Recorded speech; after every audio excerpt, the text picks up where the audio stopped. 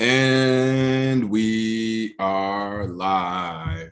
Good morning, crypto warriors, and welcome back to the Gem of Crypto, episode 850. 850. Today is Tuesday, December 7, 2021. And I'm King, here to bridge the gap between community and crypto every day, Monday through Friday at 10ish. And today's top stories, got some good ones today. Bank of International Settlements caused the rise of decentralized finance and illusion in latest quarterly review.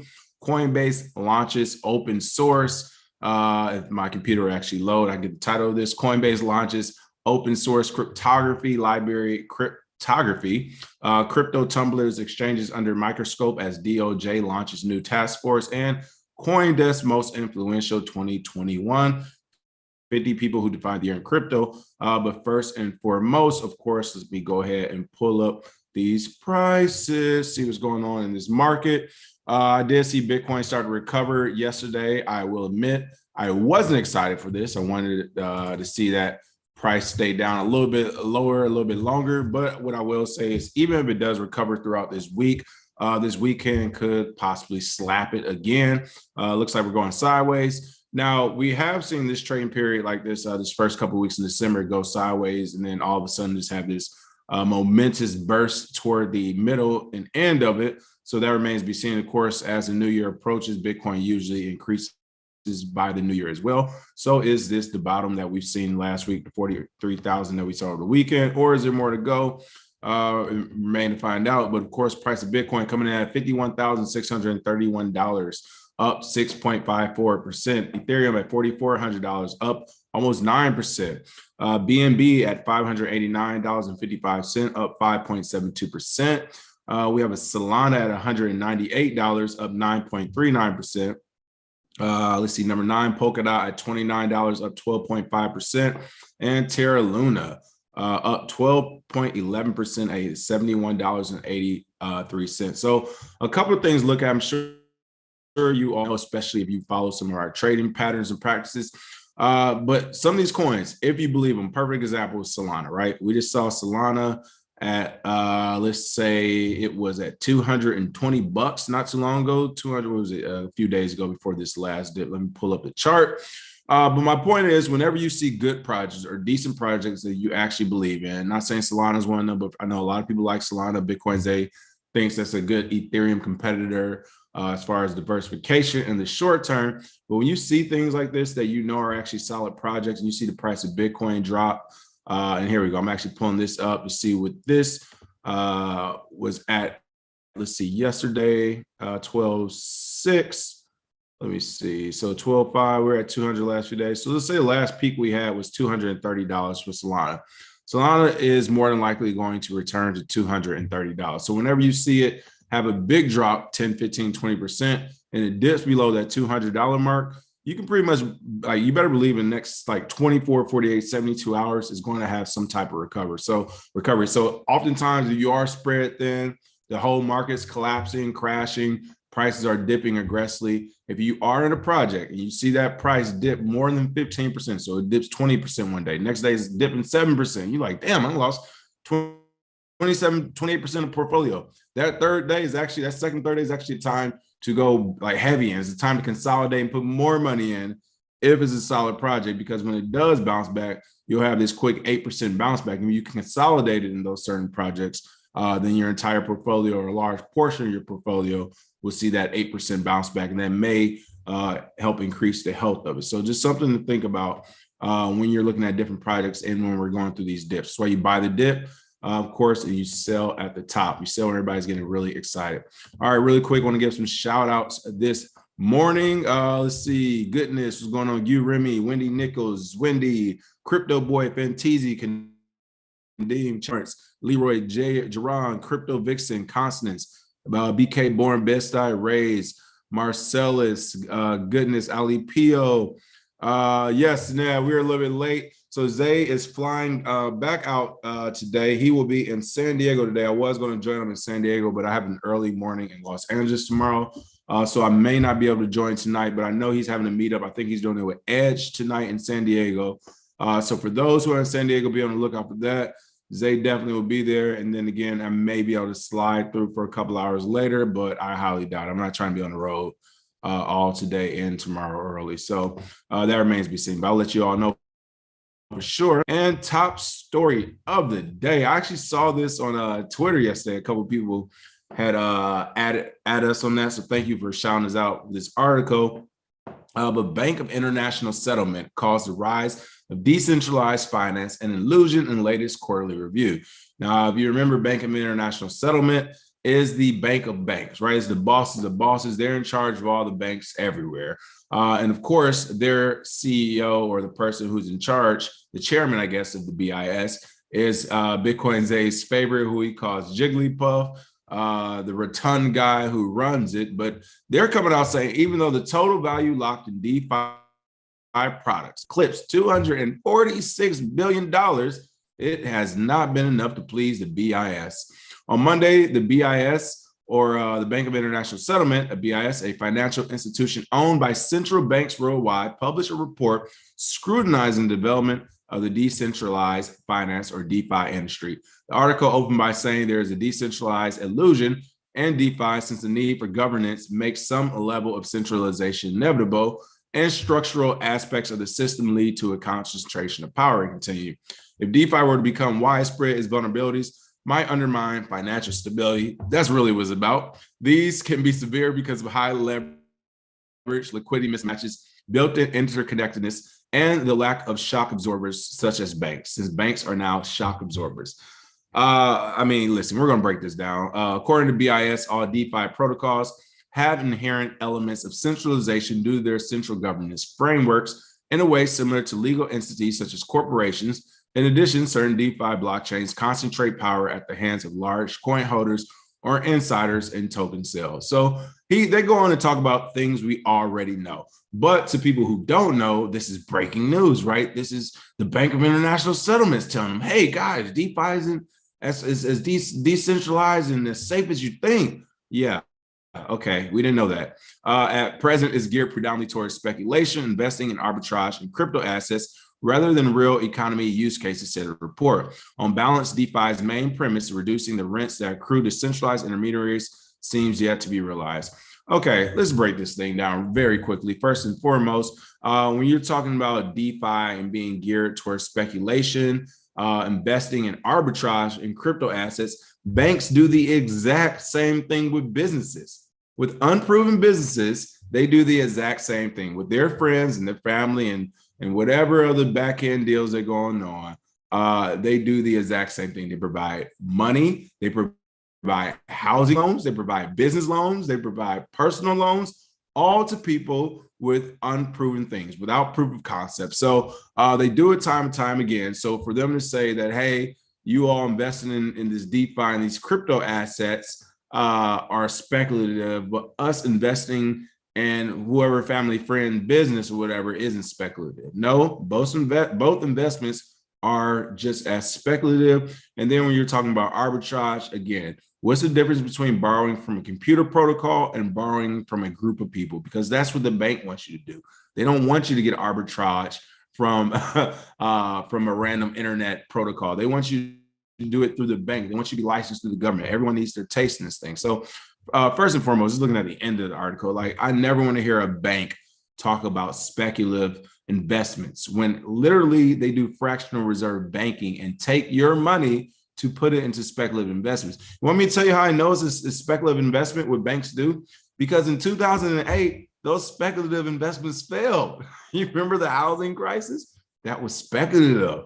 That was, oh, we're going to give these people these credit ratings. We can get them, put them in this house. We can do that. It was speculative. It didn't work. People couldn't afford the houses. Housing crisis did happen. The economy almost did collapse. The United States government did go into personal bank accounts. They took taxpayer money and gave it to corporate executives. This all actually happened. This isn't fake. This isn't made up. This is a conspiracy. These are real events that happened not too long ago here in the United States. And then let's not even talk about the EU and everything else with Brexit overseas. So first and foremost, speculative investments like Bank of International Settlements. As I saw you all say on Twitter yesterday, look at the pop calling the kettle black. And then the second thing about this article, I'm definitely going to attack. If DeFi were to become widespread, its vulnerabilities might undermine financial stability. That's all this is really about. And what you really mean is if DeFi were to become widespread, its vulnerabilities might undermine us, the Bank of International Settlements, and all the banks under us, all those central banks that we own. You know, all those countries that we don't like, you ever notice how they don't have central banks in them? Yeah. The crypto undermines all of that. They don't want that to be undermined. So again, if you're going to say something, keep it real. I get what they're doing here. And this is why we feel like what we do is important, because if not, this is the narrative they're trying to change and run with. They're trying to tell you everything we already know about DeFi and then say it in such a way that it's like, see, these are all the vulnerabilities. You guys need to stick with banks. No, as bad, I won't say as bad, as developing as DeFi is, DeFi is definitely still developing. Of course, most DeFi projects are centralized or have some level of centralization to them. Yes, and yes to those. While this is all true, they're still better than banks. Like, I don't care what you say, what vulnerabilities on the DeFi protocol platform is still better than a bank. If I need a business or a personal loan from a bank, I have to be judged by another human being. And they're not judging numbers and statistics on a piece of paper. They're not just judging my credit score or whatever. They're going to actually look at me when I walk in the bank. And depending on how I dress, how I smell, how I speak will determine on if I get a loan and how much. It's not going to be, oh, here's my business plan, here's my paperwork, my numbers. No. Some banks don't give a fuck about that. Don't believe me? Look at the 70s, right? Like, they don't care about some of that stuff. They want to know who you are. With DeFi, that barrier is already gone. DeFi doesn't care what you smell like, what you look like, how tall you are, who your friends are, what your criminal history is. They don't care about your credit history in DeFi. They don't care. It's as simple as, do you have the assets you're going to stake? Yes, do it. Here's your money. You don't get no money. It's a very simple process. It's either you have it or you don't. I love this process. It doesn't discriminate against people in the way they smell and the way they look and how tall they are and who they're related to or what part of the world they were born in. It doesn't do any of that. The Bank of International Settlements and the centralized banks like JP Morgan, Bank of America, Wells Fargo, they do that type of discrimination, not crypto and DeFi. So I want to point that out. It kind of goes along the whole notion where fiat currency is war and Bitcoin is peace, because it is a very peaceful solution. It's a very peaceful protest. It's just moving your value to a computer program. And then on that computer program, there's other computer programs that say, hey, you don't need humans to do anything no more as far as your value, your finances. You can do it all in these computer programs. And then you have the humans who attempt to do the same programs who also steal, at least with the DeFi, which is just a random ass rug pull. Like, the banks also steal. You don't get anything for keeping your money in them. You actually get charged for keeping your money there.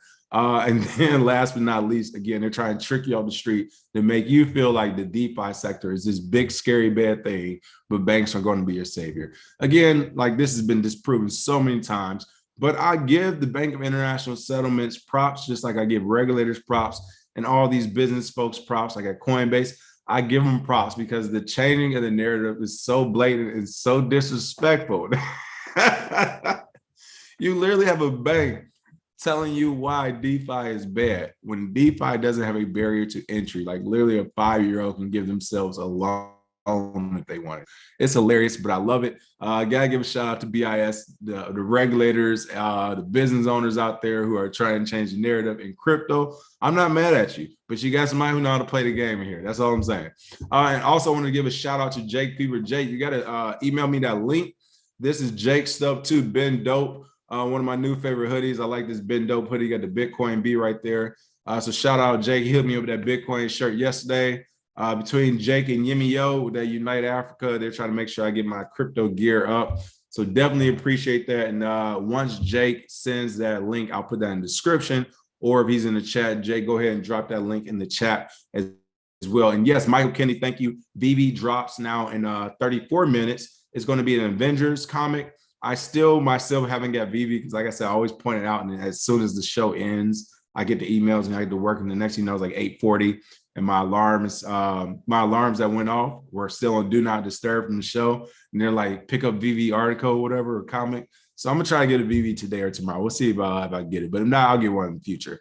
Let's see. Going Bitcoin said, big DeFi hack is on the way that will play the narrative. I do agree with you. I do agree that a bigger DeFi hack is on the way. Like, we still haven't had that one that's like, hey, you better be careful in DeFi for real. Like, yeah, we haven't had that one. We've had a bunch of rug pulls, mid to large size rug pulls. But you're right, it hasn't been anything to the point where it's just like, this is enough to keep me out of DeFi. But I agree. I think it is on its way. I think it might be a year or two from now, the market might need to get even bigger because usually when you do have those big hacks, the market is at such a size where it's almost like, oh yeah, that much was taken, but look how big the market is. So I think the market will get a little bit bigger once we kind of decide those three primary or major DeFi platforms where it's just like, no, these are the ones people are going to just be using moving forward for the short term. I think that's when we'll see a hack. That's when we'll see out of those one big threes, one of those will kind of go down and be like the big one in DeFi. So possible, but I will say the silver lining is as the space matures, it becomes more innovative and all that good stuff, security audits and more security measures and better ways for cybersecurity are all coming about as well. So maybe we won't see a hack if people start to tighten up security. Hopefully we don't, but I'm with you. I think there's still a big one that remains to be seen. Let's see what other comments we have. Chappie said, if you have an Android phone, there's an app called VV Dropaholic. I think that's what, yep, that allows you to practice the button pressing for drops. It has helped me secure the last 2 drops. All right, that's what's up. Let's see what else we have. I've seen the white button down in a while. And bowling, can we get your take on the reports? Tether basically fiated a ton of coins. Yeah, those reports are super old. They've been talking about this whole Tether and what's the exchange? I can't even think of the exchange that works with Tether off the top of my head right now. Start with a B. Somebody will put it in the comment section. The exchange that Tether has been working with for forever that claims they got Tether backing them, and Tether said they're working with the exchange for backing. Whatever. Tether's never really been audited. Neither has the Federal Reserve, though. I think when Tether did get audited, they essentially said they had like 60 to 70% of reserves to back the dollar. It wasn't a full dollar. Some of those reserves are crypto reserves and other things. So the Tether thing has been like the China thing. It's been this nonstop. Is China going to accept crypto? Are they going to ban it or are they not? Is it going to affect the price? Tether used to have the same thing. It was like, is Tether real? Is it backed? Is it not? Is it going to affect the price? Like, it was this whole way. I think the market's getting too big for us to care about Tether. I think the market's getting toward its size, especially, again, we talked about this the other day. You got the Michael Saylors and the Elon Musk buying Bitcoin right now, is getting to the size where even if Tether was full of shit and they disappeared, let's say worst case scenario, we might see 20 to 30% of the market go with it, right? And I think that could be recoverable as there's so many new people who are hip to big with pockets of money, and they're just like, this is my last 14,000. I want to spend it on Bitcoin, but I'm gonna wait until I get a crazy dip. Now that dip probably just happened, but it's a bigger one that they might be waiting for. No, it's not shit Trex. It's another one. Let's put Tether in exchange. I'm gonna Google it in a second. I'll get you the name. But yeah, there's been another exchange that's always had this issue with Tether.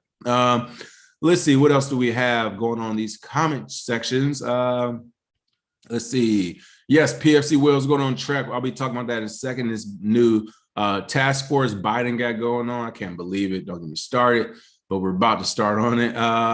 Yeah, can we please get a dino roar for this fool? Yeah, let me Bank of International says, look at Jigglypuff on here. BIS Bank Chief. Let's get him on here and get him this loud roar. As I said, Bitcoin Zay loves to call him Jigglypuff. I always forget his real name, but here he is. And for that crazy take, of course, let's give Bank of International Settlements Chief that loud roar. I said roar.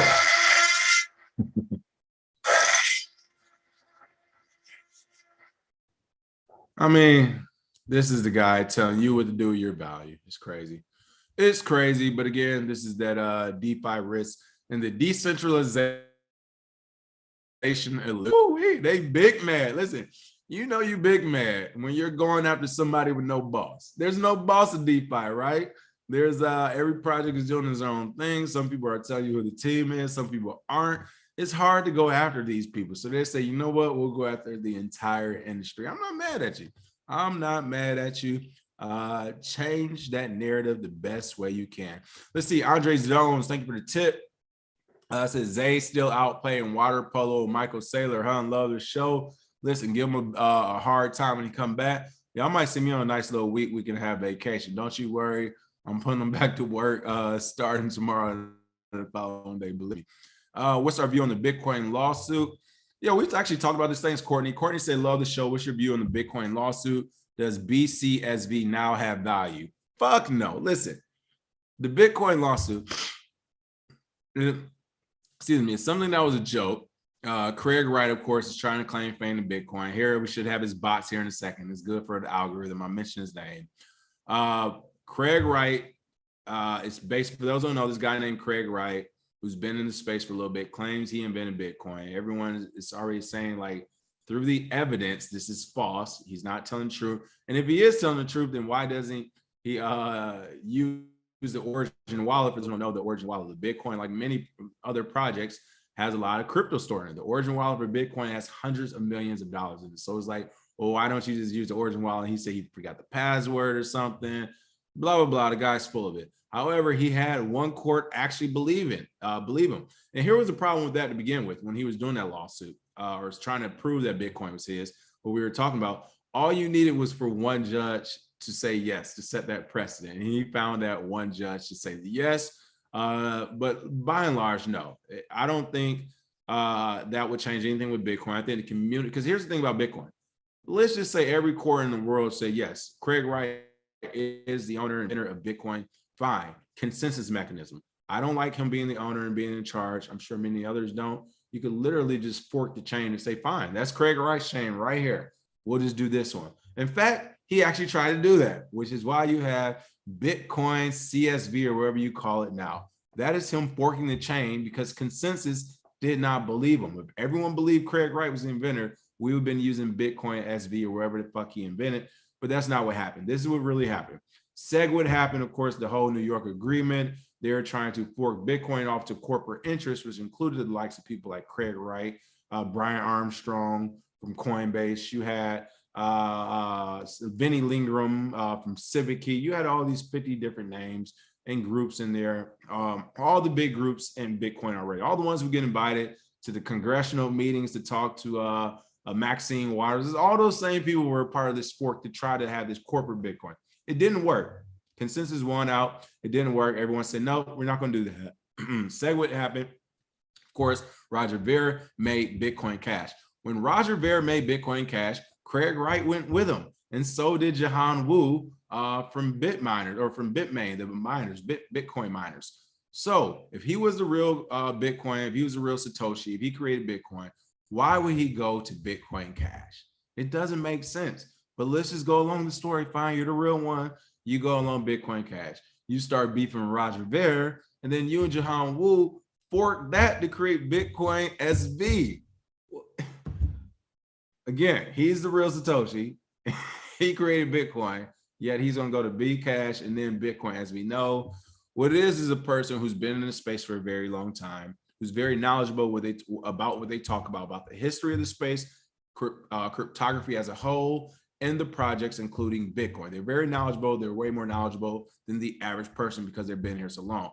I would actually add Craig Wright to that group. Like when I say it's like only 30 to 40 people in this entire industry that I'm like, I would actually say, okay, they have a leg above me. He's one of those people. He is an OG. He's been in the space. However, what they normally do in this space, the scammers in the space, every 2 or 3 years, they'll come out with a new scam. This is all this is. This is one of his latest scams. One of his scams is Bcash. One was Bitcoin SV. And this is another scam. He's just running plays all at the same time. And this is one to play. Like he was like, you know what? Fuck it.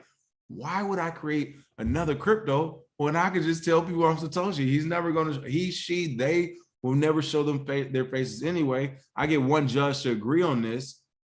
Hey, we rolling now. Precedent has been set by a judge. So again, to me, this is just another play. It's funny, but it's nothing to worry about. All right, let me keep it pushing. I told myself that I was gonna make this a 30-minute show, but I just love to talk too much. Coinbase launches open source cryptography library, Kryptology. The library will aid in building complex cryptographic techniques to match the needs of the burgeoning DeFi sector. Coinbase think they slick. You know, a hand clap for Coinbase. If there anything else they are a very smart business with very smart business people. Why?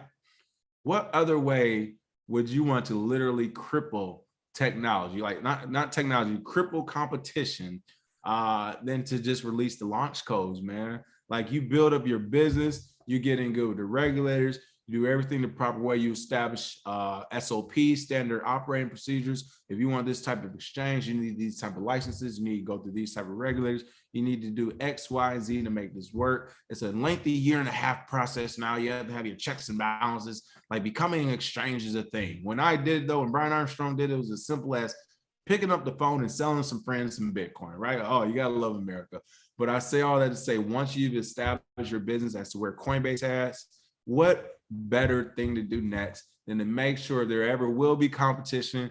It is proliferated, it's abundant. There's so much, they start to drown each other out. And the best way to do that is to open an open source library of cryptography and put all the mixins in there right there. I think this is a great idea by them. Again, they've solidified their spot in the industry right now, at least for the next couple of years, as being one of the first, if not the first exchange to launch on the public, in the public sector, of course. But on Monday, Coinbase, the fourth largest crypto exchange globally by trading volume, announced the creation of a novel cryptographic library, Kryptology, as a compendium of tools for blockchain developers.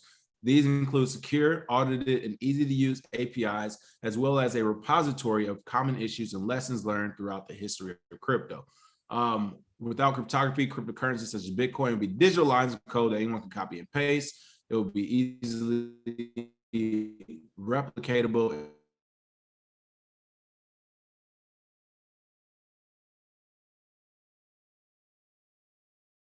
Actually offering this because they have no reason to, with the exception of hopefully offering this and getting new innovative products from these developers that use these products, use this suite of things where they say, hey, Coinbase, we did this through you all get a piece of this technology, you get to use it. Or on the flip side, like I said, they're making it so that crypto proliferates to the point like the competition kind of eats themselves before you actually see one main Coinbase competitor. They're just saying, hey, we'll give everybody the ingredients. You all can create your own exchange. You all can create your own products. But essentially, you're going to have to go through the regulators once you create them anyway. So this is a win-win for Coinbase as far as bringing more volume, bringing more developers, and bringing more people to the platform. And then also having all those people that come to the platform create products either for them or for competitors, but it will happen in such a way that so many competitors will have it. It will kind of shoot all themselves in the foot. So either way it go, shout out to Coinbase. It's a pretty cool thing. And again, I'm assuming this is kind of their way to kind of build their own team of in-house developers, because at this point, it's strange to see Coinbase doing anything altruistic for the community. Like, that's not who they are as a business. Like, they've even come out and said, you remember the whole social thing where they Brian Armstrong put a memo out to the entire Coinbase team. He was like, hey, if you don't like it, you can quit, but we're not doing no social justice here. We're focused on Coinbase and crypto, period. I don't care how y'all feel. So when he came out with that, that was basically him telling the world, hey, this ain't, if it don't got zeros and ones and it's not Coinbase friendly, we don't want no parts of it. He's already drew the line in the sand. So that's my only thing with that one, is that he's never really been altruistic. I don't think we'll ever actually see it. Whoa, we got Reggie Middleton in the chat. What's going on? Reggie. Let me scroll back up and make sure I get all your comments really quick. Let's see.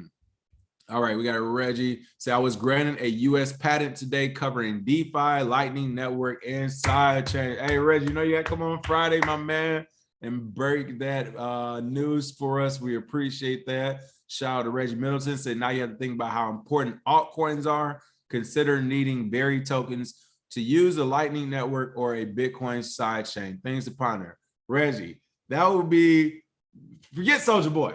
That'd be the biggest comeback in 2021, 2022, if you had it so that you need Veritasium to do things with altcoins. Now, I got to keep it real with you, Reggie. We'll talk more on Friday. I hope you call in. I don't think that's going to happen, only because that will mess up too many other people's money, and we know how that goes. They'll get nice and dirty. So I don't think that will happen. However, I hope it happens. Again, I agree. You were here first. I remember looking at Veritasium. I remember you guys shut down like 24 hours later. Paxos, who essentially did the same thing you did, was up and running. I don't think that was fair. I think it was some stuff going on in the background there. So I do, I'm happy. And again, you got to break this news on Friday, but to see the market again, it's going to be taking food out of somebody's mouth, and I don't think they play fair. So I definitely got to get your take on Friday, but appreciate that. And shout out to Reggie Middleton on that patent as well. Let's see. Yes, the MetaMask. So that rumor, it actually started before. Satoshi Sim said, I heard rumors MetaMask might do a mass airdrop. I haven't verified it yet, but I was putting it on people's radar. So I heard about that before, not just MetaMask. I don't know why my voice has got so high. Oh, shit. Listen, people, what's hilarious, that's why Zane always laugh about the trolls. Like, y'all can never clown us. We clown ourselves way too much. But did you hear how high pitched my voice got? The MetaMask airdrop. Yeah, essentially how we said everything that can be tokenized will be tokenized. I think we're getting to a point, especially next year, to keep the market alive. I think as the market, like, I call for 75K Bitcoin. If we don't hit that this year, I think we might stall out next year, and it might get a little bearish. We might stall out next year. You got to remember, this year was 2021. This was 1 year after having it. This is 1 year after. This is 2017. This is 2017, people. What happened in 2018?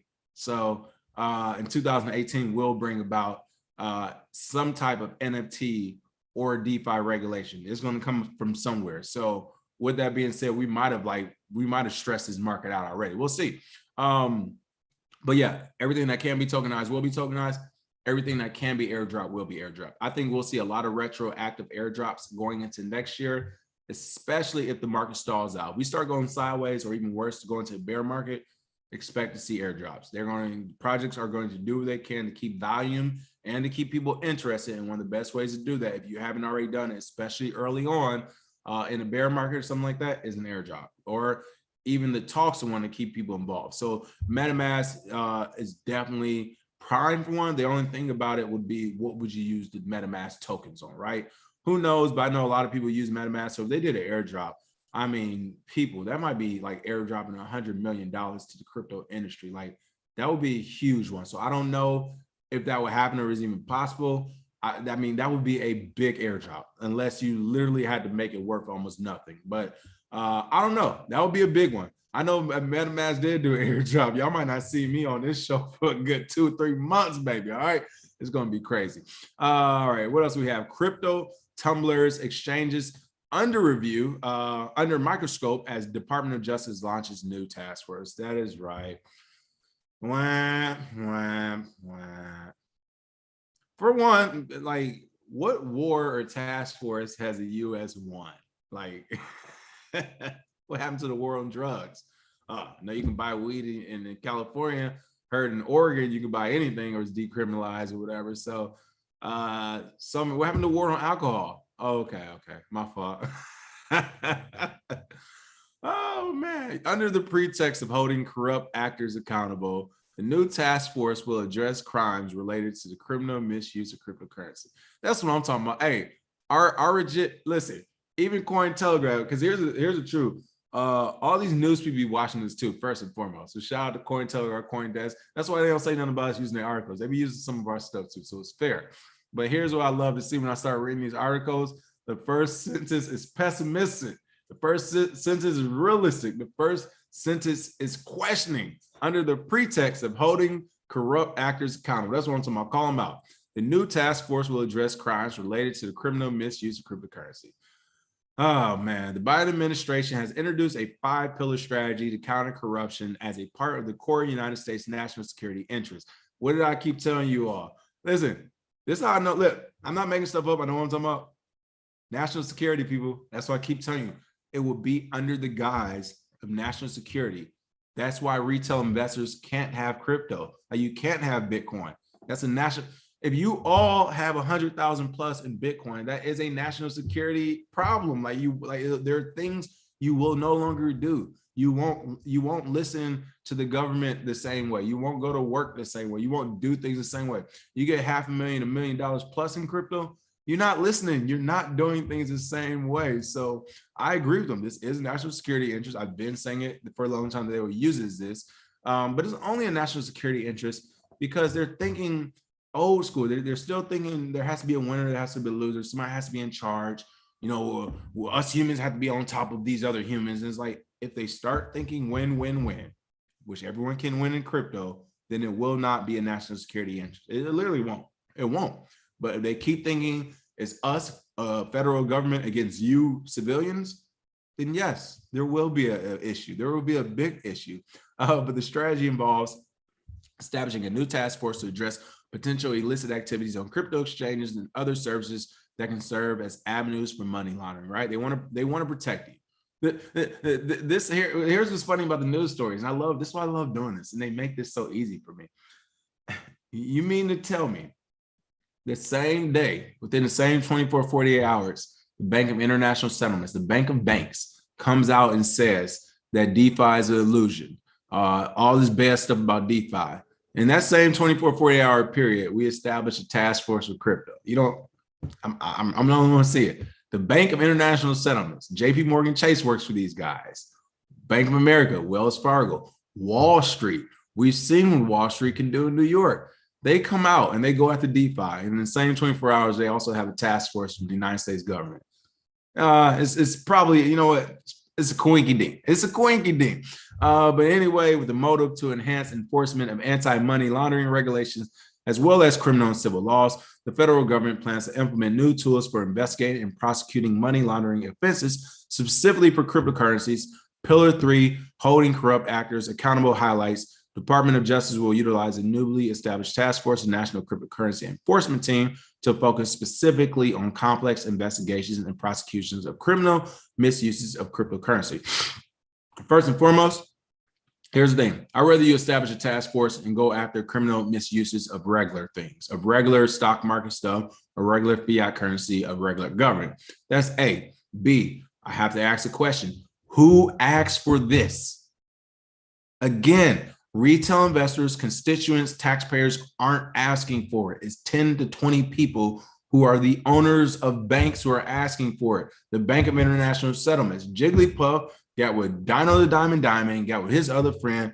They're the ones asking for this because that's what I want to change. You want to change some shit? Here's my thing. Fine. I'm all for task forces. I'm all for giving my taxpayer money to task forces. What we're doing, this task force is being paid by taxpayers' money without even asking us. I'm okay with that. With the one exception, ask us. Let the market decide. Let's have consensus. That would be me. If I'm in charge, we have an app on our phone right now that says, hey, we're going to do a cryptocurrency task force. This is how it's going to go. This is how much taxpayer money is going to cost. Yes or no. That's simple. 330 million Americans gets that text at the same time, or at least everybody over the age of 16 or 18. Everyone gets the ping at the same time. We look at our phone. Yes or no? How many people voted? How many people didn't vote? What's the percentages? Boom. This is how we're going to move forward. There isn't just I wake up on a Tuesday morning and there's a new task force that our taxpayer money is going to for crypto that nobody voted on. Like, what are you talking about? What are you talking about? How did this come about? And then again, they're trying to hold corrupt actors accountable. Like, get out of here. This is crazy. We know this is what this is about. What it is about is what they keep saying. The Treasury already came out and said cryptocurrency is an issue to United States national security because we can't sanction people the same way. The power of the dollar don't work. Hillary Clinton just came out and said, hey, Bitcoin is going to be the reason why the dollar tanks. No, us printing the dollar is going to be. Then you have the Bank of International Settlements coming out essentially saying DeFi is an illusion. Like, those three people throwing that FUD those are the three people making these phone calls to get these task force going. Because I am on the other end where it's like, well, I'm in crypto every day and I've been in crypto every day longer than these people. And I'm saying I don't want a task force. So how is there a task force? I love it. But again, gang on a gang, I am not mad at that. I mean, if anything, I'm envious. Who wouldn't want a gang of the size of the United States to do its bidding? But again, the White House mentioned that the National Cryptocurrency Enforcement Team would be particularly, why did I say like that? Particularly responsible for overseeing crimes committed by virtual currency exchanges, mixing and tumbling services, and money laundering infrastructure actors. The Department of Justice also extended subpoena power for certain financial records maintained abroad while imposing new disclosure requirements for beneficial ownership information. It also plans to incentivize whistleblowers, so if you snitching, for sharing information that leads to identification and seizure of illicit proceeds. Well, here's the thing. Whistleblowers in this space don't really work that well because people have screen names and they're using Bitcoin addresses, Monero addresses, Zcash addresses, and all this other stuff. And there's so much more digital security stuff on its way, which I'm happy for. But also, I don't even know why they're doing this. Did they not see that this already didn't work when they tried to get the Monero? Hey, anybody who can give us a backdoor to Monero will give you $600,000. And the entire industry laughed at the government. It was like, if anyone that has a backdoor to Monero, they can just keep all the money. Who's going to give you 100 billion back and keep whatever the market cap is? But who's going to give you all that back and keep the $600,000? Like, it's insulting right now the offers the government put out there. But again, this new task force is being formed. I will say is nothing for us normies to worry about. It's for the people who are dealing in millions of crypto. I mean, this is a money grab. This is extortion. I'm telling you now, this is going to be a corrupt team of extorters. I guarantee you in about 5 to 7 years, we'll hear stories about them stealing Bitcoin and crypto and how a couple of them got sentenced to 8 months in prison. Like, well, I'm telling you the narrative in the story, how this is going to go right now, this task force.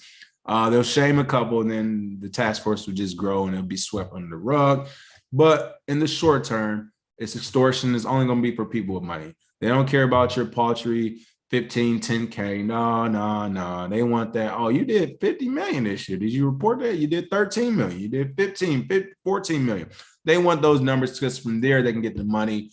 And then as this task force develops, maybe we'll start seeing them cast a wider net and getting some of your mom and pops, middle America, lower income America. But right now, I think there's going to be going after the big fish. So nothing to really think about there.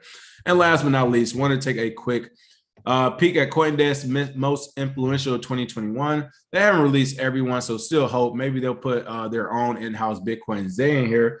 But it's more of the same that we see every year. Essentially, this is how you get to the most influential in crypto. Have a bunch of money to start. I love it. It's literally just have a bunch of money to start and start a project. And you are literally one of the most influential. Now, I won't disagree. Maybe that does make you influential in this space, but I will say that's one of the problems. And that's where you get to the problem of price and value. And Coinbase, to me, Coinbase, Forbes, Cointelegraph, they keep doing the same thing.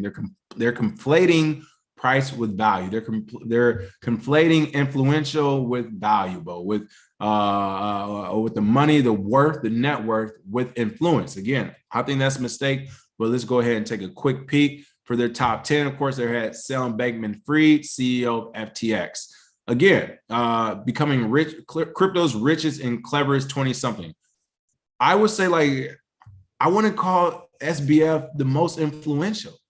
Like right now, if I go around, let's say BitBoy, for example. If I ask the average person in cryptocurrency, do you know who BitBoy is? Or do you know who Sam Bankman-Fried is? They will know who BitBoy is before SBF. That's most influential. Do you get it? Like the BitBoy, that's influential. 1.1 million on YouTube, people do 100,000 a video. That's influential. SBF, just having a bunch of money with, I don't know how the hell he got it to begin with, and then opening it up in exchange and then buying up everything. I mean, I guess it's influential on that level with other billionaires who, you walked in the door, but I mean, if that's not what crypto, Bitcoin wasn't created to bank the bank. The Bitcoin wasn't created with, you got 100,000? Well, how about 100 million? Join Bitcoin. No, it was to bank the unbanked, become the internet of money. So again, I disagree with this, but shout out to SBF. Dapper Labs, again, NBA Top Shot. Right now, Dapper Labs doing great. They're doing a good thing with the NBA. They have those rights, which is why they had that worth, that valuation. They're working with the NBA, which is how they get that valuation. But again, ask person what the crypto punk is, or Dapper Lab, CEO of the Dapper Labs. They go, what? They no, I disagree with this as well. Top Shot isn't even the top NFTs out there. So I disagree with this, but that's what's up. Again, if you're just talking from a billionaire perspective and the who's who of who had money, I'm with it. But I will push back and say, hey, you want to say CEO of Dapper Labs? I say Ken Bozak. I've seen Ken Bozak put more people on NFTs and make more people money with NFTs than I have like anyone else in the space. So disagree. Bitcoin's Taproot developers. I agree with that. You know, you talk about Bitcoin developers, however influential. Nobody is joining crypto because it's like, oh, have you heard of Taproot today? Like, no. I think the price went down when Taproot got implemented. You know what I mean? I disagree again, but I agree. I understand the list. I would say this list should be renamed. Maybe like the who's of Bitcoin. You should know like the top who had the top 21 of Bitcoin. Like, not the most influential. That doesn't add up. All right, CEO Axie Infinity. Again, this is where it gets weird. This is the first time I ever seen the CEO name. You should just put Axie Infinity. Like, I know Axie Infinity. I never seen the CEO name. Okay, I guess Jack Mallers. All right, we'll give it a Jack. Jack has been a name. There we go. That's the name you hear about. Strike. Jack Mallers, the name I keep hearing about. All right, there we go. Elon Musk. I'll actually give it to Elon over a lot of these people. He came with more money and it came with already more influence. But yeah, the Dogecoin advocacy to have a whole market actually think Dogecoin going to $1. yeah, he influenced already. All right, but in the wrong direction. There we go. Cynthia Loomis. We've been seeing Cynthia Loomis, and now that she actually fired a shot on that op-ed piece to the Fed chair. Hey, that's what I'm talking about. That's influence right there. When you write an article, was in the Washington Post or something about the Fed chair and calling on your whole squad publicly to not support him, that's influence. That's influence. Gary Gensler, you did not put him down. Let me read this list again. What is this called? Because I might be the CoinDesk most influential of 2021. 50 people who defined the year in crypto. Okay, maybe just take out influential. Just put 50 people who defined the year in crypto, because if you say define, then yeah, Gary Gensler is there. But influential, he's influential for the do-gooders, for the Ned Flanders, who really and truly believe the government has never broken a law, or there's no bad actors in government. Then yeah, he's very influential to those people. But for people who understand how corrupt our own government is, unfortunately, no, that influence doesn't go far. And see, this is what I'm talking about. Come on. Do Kwon, CEO of Terraform Labs. Terra Labs, really talking about Cosmos. This is what we talk about. You all get pissed. To me, this is a sponsor. This is a sponsorship right here. He paid for this one. Like Terra made the top. Bitcoin's A goes above Terra to me. You created a chain. It's not the only, it's many chains out there. It's many chains, and everyone can say their chain's the best chain. So to me, that doesn't make you influential. I'm sorry. I know they're number 10 right now and all this good stuff. Doesn't make it influential. General partner Andreessen Horowitz, policy discussions and notable investments. Again, if we're talking about that level, I get it.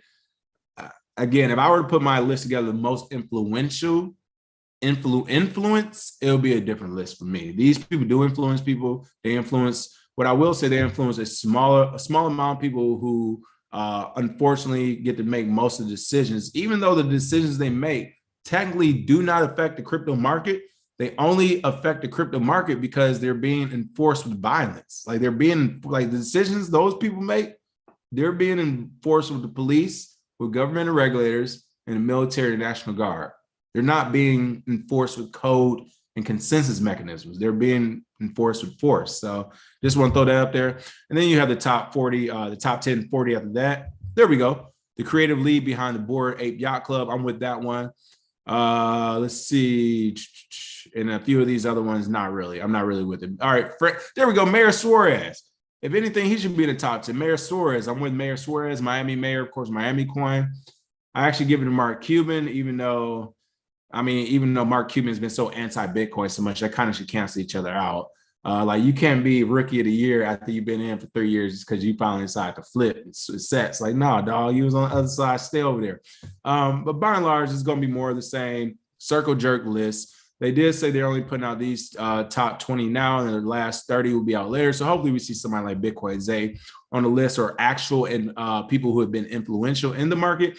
But if not, oh well. Shout out to people who did make it. Like I said, I get where they're coming from. I just kind of disagree because Like, ask the average person in crypto, do you know who SBF is? Hey, you know Sam Bankman? Huh?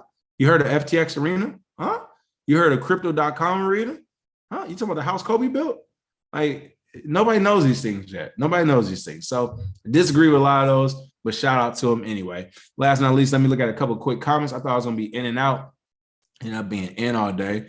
Let's see. Heavy Productions. Thank you. I didn't know so many of these YouTubers telling people to buy these coins was deep in BitConnect.